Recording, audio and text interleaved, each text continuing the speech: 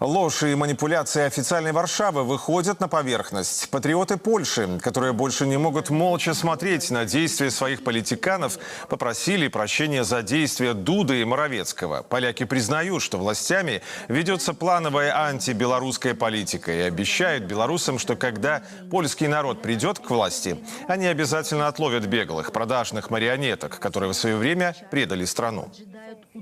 Мы хотели у вас попросить прощения за то, что те преступники, потому что именно так их нужно называть, учатся в Польше за наши деньги, без нашей воли.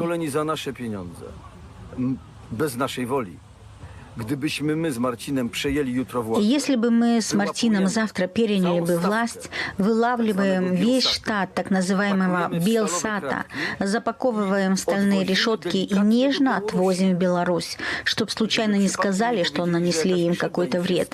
Вред нанесете им вы. А знаете почему? А потому что у них в плане есть уничтожение всего того, чего вы достигли, уничтожение ваших семей, сделать из вас потребительский скот самого низкого качества, сделать из вас рабов. Патриоты Польши отмечают, белорусы подвержены очень подлой пропаганде. Цитата: «Эта пропаганда ведется систематически и спланированно и за огромные деньги.